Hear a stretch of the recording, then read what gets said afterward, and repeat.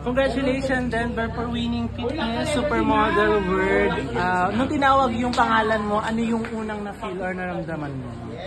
Actually, kinakabahan talaga ako nung tinawag ako na Fitness Supermodel. And actually, ito yung inihin ko rin na title.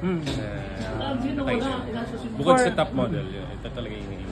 Siyempre, you're going to compete international. Ano pa yung preparations mo? May naiisip ka na ba?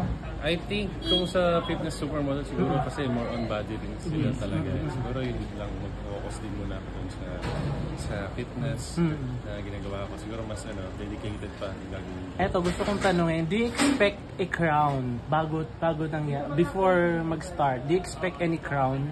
Or basta enjoy ko lang?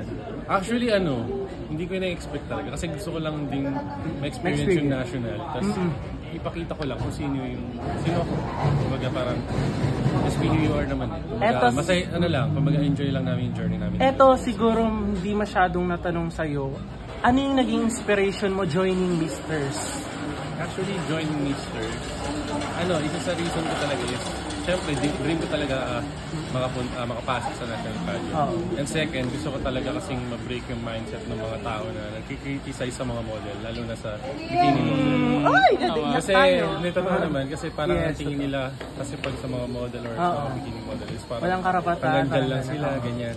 Pero hindi yun totoo kasi we are more than that and we can do. Yeah! Louder! Louder! Mas may pangarap ka, abutin mo lang, at magpatuloy ka lang sa mga pangarap mo.